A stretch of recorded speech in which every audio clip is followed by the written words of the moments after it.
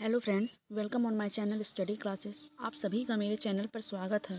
तो फ्रेंड्स, आज हम लोग ईवीएस के कुछ प्रीवियस ईयर क्वेश्चन को डिस्कस करेंगे जो स्पेशली फॉर आपके सीटेट एग्जाम के लिए काफ़ी हेल्पफुल होंगे।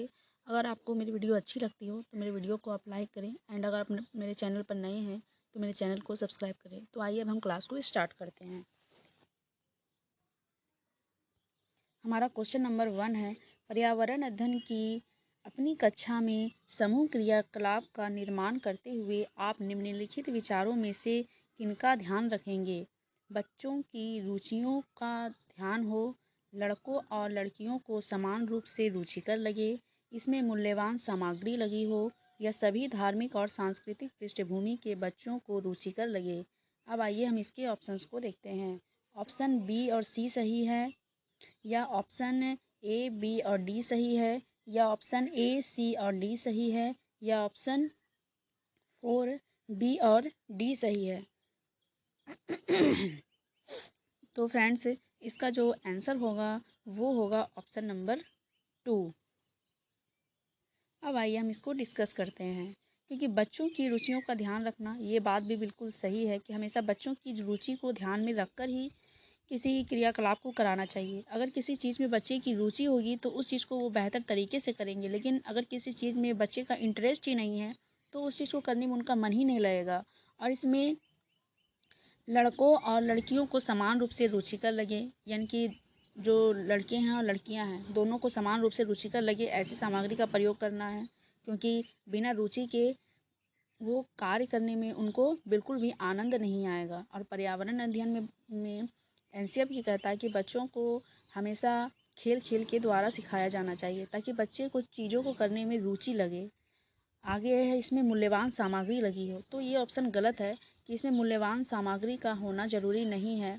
कभी कभी हम लोग कम पैसे का उपयोग करके भी बच्चों को बहुत सारे क्रियाकलाप करवा सकते हैं। और सभी धार्मिक और सांस्कृतिक पृष्ठभूमि के बच्चों को रुचिकर लगे, तो ये बात भी बिल्कुल सही है कि कोई भी अगर संस्कृति के हैं या धर्म के हैं तो ये उन बच्चों को भी रुचिकर लगे। ऐसा समूह क्रियाकलाप का निर्माण करना चाहिए। अब आइए हम नेक्स्ट क्वेश्चन को देखते हैं। क्वेश्चन नंबर 2,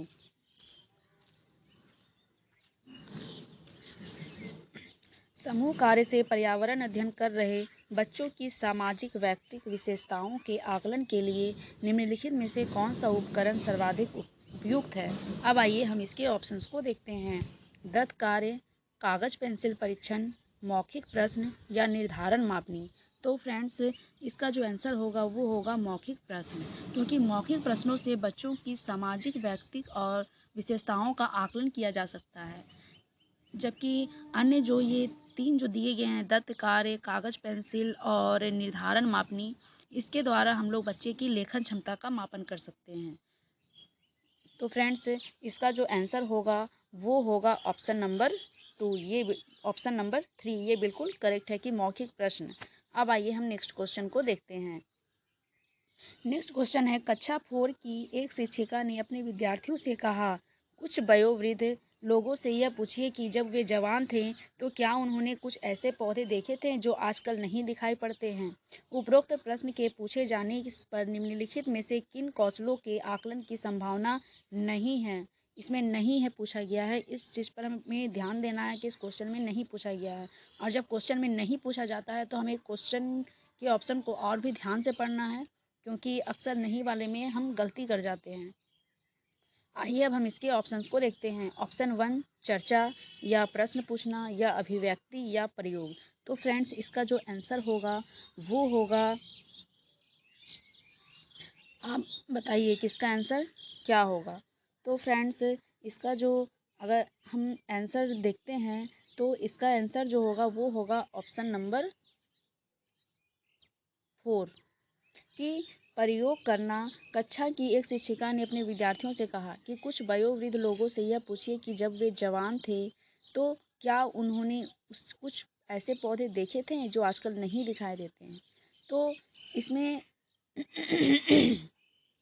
बच्चा जो है वो चर्चा भी करेगा और प्रश्न भी पूछेगा और अभिव्यक्ति, क्योंकि इन सभी जब वो कुछ वयोवृद्ध से पूछेंगे तो इसमें वो चर्चा भी करेंगे और उनसे प्रश्न भी पूछेंगे कि क्या उन्होंने ऐसे पौधे देखे थे जो आजकल नहीं हैं, या इससे उनको अभिव्यक्ति भी प्राप्त होगी, तो इसमें जो प्रयोग है ये नहीं होगा। तो अब हम नेक्स्ट क्वेश्चन को देखते हैं। Question number 4। एक शिक्षक प्रत्येक बच्चे को अपने घरों की रद्दी सामग्री से कुछ उपयोगी वस्तु बनाने को कहता है। शिक्षक का शैक्षिक अभिप्राय नहीं है। तो फ्रेंड्स, इस क्वेश्चन में भी नहीं है पूछा गया है, तो आप इसको और भी ध्यान से पढ़ें। अब आइए हम इसके ऑप्शंस को देखते हैं। ऑप्शन है कूड़ों से बनी श्रेष्ठ वस्तुओं की प्रदर्शनी आयोजित करना, या कक्षा के श्रेष्ठ विद्यार्थी के बारे में निर्णय करना, या बच्चों में सृजनशीलता का विकास करना, या बच्चों को पुनः चक्रण, पुनः प्रयोग और रूपांतरण को समझने देना। तो फ्रेंड्स, इसका जो आंसर होगा वो होगा ऑप्शन नंबर 2, क्योंकि इसमें नहीं पूछा गया कि कक्षा में के श्रेष्ठ विद्यार्थी का निर्णय करना, ये इसका अभिप्राय नहीं है, जबकि शिक्षक बच्चों की सृजनशीलता और उनकी समझ को जानने का प्रयास कर रहा है, क्योंकि ऐसे प्रयोगों से ये टीचर जानना चाहता है कि बच्चे में कितनी क्रिएटिव थिंकिंग है और वो चीज़ों को कितने समझ के साथ कार्य कर सकते हैं। तो इसमें ऑप्शन नंबर 1 जो दिया वो बिल्कुल करेक्ट है कि कूड़े से बनी श्रेष्ठ वस्तुओं की प्रदर्शनी को वो आयोजित करना, ताकि जितना भी जो बेकार सामान हम लोग फेंक देते हैं, बच्चे उसके उपयोग में लाना सीखें कि चीज़ों को किस तरीके से उपयोग में लाया जा सकता है और कम खर्च में हम कार्य को कर सकते हैं। कक्षा में इससे बच्चे में सृजनशीलता का भी विकास होगा। वो बच्चे अनेक तरह के कौशल सीखेंगे, अपनी क्रिएटिव थिंकिंग को लगाएंगे, और बच्चों में पुनः चक्रण, पुनः प्रयोग और रूपांतरण, यानी कि कोई चीज़ अगर खराब हो गई है तो उस चीज़ को हम कैसे उपयोग में ला सकते हैं, तो इन सारी चीज़ें जो हैं वो बच्चे करके सीखेंगे। तो ये जो ऑप्शन नंबर 2 जो है वो बिल्कुल करेक्ट है। अब आइए हम नेक्स्ट क्वेश्चन को देखते हैं। Question number 5। पर्यावरण अध्ययन की पाठ्य पुस्तक में भाषा। अब आइए हम इसके ऑप्शंस को देखते हैं। बच्चों पर बल देते हुए औपचारिक बनाई जानी चाहिए, या तकनीकी और औपचारिक होनी चाहिए, बच्चों की दिन प्रतिदिन की भाषा से संबंधित होनी चाहिए, या रूखी और बच्चों के द्वारा समझने में कठिन होनी चाहिए। तो फ्रेंड्स, इसका जो आंसर होगा वो होगा ऑप्शन नंबर 3 कि पर्यावरण अध्ययन की पाठ्य पुस्तक में हमेशा ऐसी भाषा का प्रयोग करना चाहिए जो बच्चों की दिन प्रतिदिन की भाषा से संबंधित हो। तो फ्रेंड्स, अगर आपको ऑप्शन में कहीं भी बच्चों के दिन प्रतिदिन से या फिर कोई लाइफ से जुड़ा हुआ अगर आपको ऑप्शन मिलता है तो वो ऑप्शन बिल्कुल करेक्ट होता है। ये पॉजिटिव की ओर इशारा करता है कि बच्चे अपनी दैनिक जीवन में जो कर रहे हैं और उसी भाषा का अगर प्रयोग किया जाए तो उस चीज़ों को बच्चे और भी बेहतर तरीके से सीखते हैं। तो इसमें जो ऑप्शन नंबर 3 दिया हुआ है वो बिल्कुल करेक्ट है, क्योंकि किसी भी पाठ्य पुस्तक की भाषा सरल एवं समझने योग्य होनी चाहिए और बच्चों की दिन प्रतिदिन की भाषा से ये संबंध होना चाहिए। ये इससे चीज़ों बच्चे जो हैं वो किसी चीज़ को बेहतर तरीके से सीखते हैं। अब आइए हम नेक्स्ट क्वेश्चन को देखते हैं। Question number 6।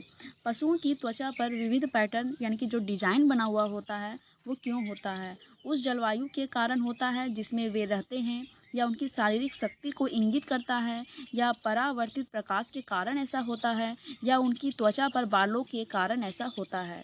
तो फ्रेंड्स, इसका जो आंसर होगा वो होगा ऑप्शन नंबर 4 कि उनकी त्वचा पर बाल के कारण पशु की त्वचा पर विभिन्न तरह के पैटर्न दिखाई देते हैं, क्योंकि जंतु ऐसे स्थान पर रहना पसंद करते हैं जो उनके लिए अनुकूल हो। अगर अनुकूल वातावरण नहीं होगा तो वहाँ पर वो क्यों रहना चाहेंगे, उस जगह से वो भाग जाएंगे, क्योंकि जंतु की त्वचा पर डिजाइन जलवायु के प्रदेश के कारण होती है जिसमें वे रहते हैं। उस जगह का इन जलवायु जो होता है उसी का प्रभाव पड़ता है उनकी त्वचा पर, बालों का जो डिजाइन बना होता है उस पर। तो फ्रेंड्स, इसका जो आंसर होगा वो होगा ऑप्शन नंबर 4। अब आइए हम नेक्स्ट क्वेश्चन को डिस्कस करते हैं। Question number 7। जो व्यक्ति जंगल में कम से कम 25 वर्षों से रह रहे हैं उनका उस जंगल भूमि पर और उसमें पैदा होने वाली वस्तुओं पर अधिकार है। यह जनादेश किसके द्वारा दिया गया है? संविधान अनुसूचित जाति आदेश संशोधन विधेयक 2012 के द्वारा, या भारतीय जंगल अधिनियम 1927 के द्वारा, या जंगल अधिकार अधिनियम 2007 के द्वारा, या भूमि अधिग्रहण अधिनियम 1994 के द्वारा। तो फ्रेंड्स, इसका जो आंसर होगा वो होगा ऑप्शन नंबर 3 कि जंगल अधिकार अधिनियम 2007 के द्वारा ये बताया गया है कि अगर कोई व्यक्ति कम से कम 25 वर्षों तक कोई जंगल में अगर रह रहा है तो उस जंगल भूमि पर और उसमें पैदा होने वाली अगर कोई वस्तु है तो उस पर उसका अधिकार होता है। अब आइए हम नेक्स्ट क्वेश्चन को डिस्कस करते हैं। क्वेश्चन नंबर 8, घटपर्णी पौधा निपेंथिस। अब आइए इसके हम ऑप्शंस को देखते हैं। का मुंह छोटी कांटियों से ढका होता है, भारत में नहीं पाया जाता है, कीड़े मकोड़ों और चूहों को चालाकी से फंसाकर खा जाता है, या कीड़े मकोड़ों को आकर्षित करने के लिए उच्च तारत्व ध्वनि को निकालता है। तो फ्रेंड्स इसका जो आंसर होगा वो होगा ऑप्शन नंबर 3 कि घटपर्णी का जो पौधा होता है वो मेढकों, कीड़ों मकोड़ों और चूहों को चालाकी से ये फंसाकर खा जाता है। इसमें कांटियां नहीं होती है बल्कि इसमें पत्ती से इसका घड़ा जो रहता है वो ढका हुआ होता है और ये भारत में नहीं पाया जाता है। ये बात भी गलत है क्योंकि ये भारत में पाया जाता है और भारत में ये मेघालय में पाया जाता है। और कीड़ों मकोड़ों को आकर्षित करने के लिए ये ध्वनि नहीं बल्कि इससे खुशबू निकलती है और उसी खुशबू से आकर्षित होकर कीड़े मकोड़े और चूहे, मेढक ये सब आसानी से उनके जाल में फंस जाते हैं और वो उसको खा जाता है। अब आइए हम नेक्स्ट क्वेश्चन को डिस्कस करते हैं। क्वेश्चन नंबर 9, हमारे देश के लगभग सभी भागों में मिर्च का उपयोग भोजन पकाने के लिए किया जाता है। हमारे देश में मिर्च को लाने वाले व्यवसायी आए थे। अब आइए हम इसके ऑप्शंस को देखते हैं। उज़्बेकिस्तान से आए थे, या दक्षिण अमेरिका से आए थे, या अफगानिस्तान से आए थे, या ऑस्ट्रेलिया से आए थे। तो फ्रेंड्स इसका जो आंसर होगा वो होगा ऑप्शन नंबर 2 कि भारत देश के लगभग सभी भागों में जो मिर्च का उपयोग खाना पकाने में किया जाता है वो देश को मिर्च को देश में लाने वाले जो थे वो दक्षिण अमेरिका से आए थे और 16वीं शताब्दी में पुर्तगालियों के द्वारा ही मिर्च भारत में लाया गया था। ये उज़्बेकिस्तान या अफगानिस्तान या ऑस्ट्रेलिया इसका आंसर नहीं होगा। अब आइए हम क्वेश्चन नंबर 10 को देखते हैं। निम्नलिखित में से कौन सा पक्षी कैक्टस पौधे के कांटों के बीच अपना घोंसला बनाता है? सखरखोरा, बया, कलचीड़ी या फाख्ता। तो फ्रेंड्स इसका जो आंसर होगा वो होगा ऑप्शन नंबर 4 कि फाख्ता जो होता है वो कैक्टस पौधे के कांटों के बीच अपना घोंसला बनाता है। अब आइए हम आगे क्वेश्चन को डिस्कस करते हैं। क्वेश्चन नंबर 11, किसी पशु के विषय में नीचे दिए गए विवरण को पढ़िए और उस पशु को पहचानिए। अब आइए हम देखते हैं कि किसके बारे में बात की गई है। यह भालू जैसा दिखाई देता है परंतु ये भालू नहीं होता है। यह दिन के लगभग 17 घंटे वृक्षों की शाखाओं में उल्टे लटक कर सोता है। यह जिस वृक्ष पर रहता है उसी की पत्तियां खाता है। यह लगभग 40 वर्षों तक जीवित रहता है। तो फ्रेंड्स इसका जो आंसर होगा, ये जो बात की जा रही है वो स्लॉथ के बारे में बात की जा रही है। स्लॉथ एक ऐसा पशु है जो भालू की तरह दिखाई देता है लेकिन ये भालू नहीं है और यह दिन के लगभग 17 घंटे वृक्षों की शाखा में उल्टा लटक कर सोता है और इसकी जो आयु होती है वो 40 वर्ष तक होती है। तो फ्रेंड्स इसका जो आंसर होगा वो होगा ऑप्शन नंबर 4। अब आइए हम नेक्स्ट क्वेश्चन को देखते हैं। क्वेश्चन नंबर 12, नीचे दिए गए जीवों के समूहों में से किनकी दृष्टि श्रेष्ठ होती है तथा वे मनुष्यों की तुलना में 4 गुनी अधिक दूरी वस्तुओं को देख सकते हैं? बाघ, तेंदुआ या सांड, सांप, रेशम कीट या छिपकली, चील, गरुड़ या गिद्ध, या मधुमक्खी, मच्छर या तितली। तो फ्रेंड्स इसका जो आंसर होगा वो होगा ऑप्शन नंबर 3 कि चील, गरुड़ और गिद्ध, इनकी जो नज़र होती है वो 4 गुना अधिक तेज होती है। वो 4 गुनी अधिक दूर की वस्तु को आसानी से देख सकते हैं। तो इसमें जो ऑप्शन 3 है वो बिल्कुल करेक्ट है। अब आइए हम क्वेश्चन नंबर 13 को देखते हैं। एक फसल को काटने के पश्चात खेत को कुछ वर्षों के लिए खाली छोड़ दिया जाता है, उसमें कुछ नहीं उगाया जाता है। इस भूमि में बांस या अन्य खरपतवार जो भी उग जाते हैं उन्हें उखाड़ा नहीं जाता है, काट कर जला दिया जाता है। यह राख भूमि को उर्वरक बनाती है। जब यह भूमि खेती के लिए तैयार हो जाती है तब उसे हल्का सा खोदा जाता है। भूमि को जोता नहीं जाता और उस पर बीज छिड़क दिए जाते हैं। ये किसके बारे में बात की गई है? सीढ़ीदार खेती के बारे में, झूम खेती के बारे में, या सीढ़ी नुमा खेती के बारे में, या सिंचाई खेती के बारे में? तो फ्रेंड्स इसका जो करेक्ट आंसर है वो है ऑप्शन नंबर 2 कि ये झूम खेती के बारे में बात की जा रही है। और झूम खेती जो होती है वो इस प्रकार की कृषि पर्वतीय प्रदेशों में ज़्यादा देखने को मिलती है। अब आइए हम नेक्स्ट क्वेश्चन को देखते हैं। Question number 14। क्वेश्चन नंबर 14 है कि जब कोई सपेरा अपने वाद्य यंत्र यानी बीन बजाता है तो सांप उनकी ध्वनि पर अपने सिर इधर उधर घुमाता है। आपके विचार से सांप वाद्य यंत्र के प्रति अनुक्रिया कैसे कर रहा है?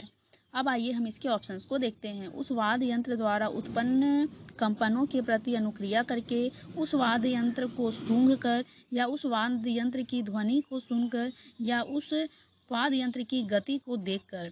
तो फ्रेंड्स, इसका जो ऑप्शन नंबर 1 जो दिया गया है वो बिल्कुल करेक्ट है कि उस वाद्य यंत्र द्वारा उत्पन्न ध्वनि को वो ध्वनि के प्रति वो अनुक्रिया करता है। सांप के कान नहीं होते हैं और वो अपने में कंपन से ध्वनि को सुनता है, यानी जब कंपन होता है तो उससे वो ध्वनि को सुनता है। और ऐसे में जब कोई सांप अपने वाद्य यंत्र, कोई सपेरा जो वाद्य यंत्र को बजाता है तो सांप उनकी ध्वनि से उत्पन्न कंपन के प्रति वो अनुक्रिया करता है और जिसके कारण वो इधर उधर देखता है। वो सूंघ कर भी नहीं होगा या ध्वनि को सुनकर, क्योंकि उसका तो कान ही नहीं होता तो वो सुनेगा कहाँ से, और उस ध्वनि की गति को देखकर। तो ये भी ऑप्शन गलत है। तो इसमें ऑप्शन नंबर जो 1 दिया गया है वो बिल्कुल करेक्ट है। अब आइए हम नेक्स्ट क्वेश्चन को देखते हैं। Question number 15। परिवार एक इकाई होता है जिसमें माँ, पिता और उनके 2 बच्चे होते हैं। यह कथन सही नहीं है क्योंकि इस कथन में यह स्पष्ट करना चाहिए कि बच्चे जैविक होते हैं। सही नहीं है क्योंकि परिवार कई प्रकार के होते हैं तथा परिवार का केवल एक ही प्रकार से वर्गीकरण नहीं किया जा सकता है। यह ऑप्शन नंबर 3 सत्य है क्योंकि यह किसी आदर्श परिवार का आकार है। यह ऑप्शन नंबर 4 सत्य है क्योंकि सभी भारतीय परिवार इसी प्रकार के होते हैं। तो फ्रेंड्स, इसका जो आंसर होगा वो होगा ऑप्शन नंबर 2 कि सही नहीं है क्योंकि परिवार के कई प्रकार होते हैं। परिवार 2 प्रकार के होते हैं, एकल परिवार और संयुक्त परिवार। एकल परिवार उसे कहते हैं जिसमें माँ, पापा और बच्चे होते हैं और परिवार का जो आकार होता है वो छोटा होता है। और संयुक्त परिवार ऐसे परिवार को कहा जाता है जिसमें परिवार में दादा दादी, चाचा चाची, बुआ, माँ, पापा और बच्चे होते हैं। ये इसमें जो परिवार का जो आकार होता है वो काफ़ी बड़ा होता है। तो फ्रेंड्स, इस तरीके से ऑप्शन नंबर 2 जो है वो बिल्कुल करेक्ट है कि परिवार में केवल एक ही प्रकार के से वर्गीकृत नहीं किया जाता, क्योंकि परिवार जो होते हैं वो 2 प्रकार के होते हैं। तो फ्रेंड्स, इसमें ऑप्शन नंबर जो 2 है वो बिल्कुल करेक्ट है। अब आइए हम आगे इसके 3 ऑप्शन को भी डिस्कस कर लेते हैं। सही नहीं है क्योंकि इस कथन से यह स्पष्ट करना चाहिए कि बच्चे जैविक हैं। इससे कोई मतलब नहीं है कि बच्चे जैविक हैं या नहीं हैं, क्योंकि इसमें परिवार के बारे में पूछा गया है। और सत्य है क्योंकि यह किसी आदर्श परिवार का आकार है, क्योंकि ये गलत है क्योंकि ये आदर्श परिवार का आकार नहीं है। सत्य है क्योंकि सभी भारतीय परिवार इसी प्रकार के होते हैं। ये भी बात बिल्कुल गलत है। ज़रूरी नहीं है कि सब एकल परिवार के ही हों या छोटा परिवार है। बहुत से लोग ऐसे भी हैं जो संयुक्त परिवार में रहते हैं। तो ये ऑप्शन भी बिल्कुल गलत है। तो ऑप्शन नंबर 2 जो दिया हुआ है वो बिल्कुल करेक्ट है। तो फ्रेंड्स, आज हमने कुछ ईवीएस के 50 क्वेश्चन को डिस्कस किए हैं, स्पेशली फॉर आपके सीटेट एग्ज़ाम के लिए काफ़ी इंपॉर्टेंट होंगे, क्योंकि ये सारे क्वेश्चन जो आज मैंने डिस्कस किए हैं ये सीटेट एग्ज़ाम में आते ही आते हैं। अगर आप प्रीवियस ईयर क्वेश्चन को उठा करके देखते हैं तो ये क्वेश्चन आपको अक्सर एग्ज़ाम में इनसे रिलेटेड या ये ही पूछे जाते हैं। तो फ्रेंड्स, ये क्वेश्चन आपके लिए काफ़ी इंपॉर्टेंट हैं। और अगर आपको मेरी वीडियो अच्छी लगती हो तो मेरी वीडियो को आप लाइक करें, एंड अगर आप मेरे चैनल पर नए हैं तो मेरे चैनल को सब्सक्राइब करें। ऐसे ही वीडियो आपको आगे भी देखने को मिलती रहेंगी। आज के लिए बस इतना ही। Thank you.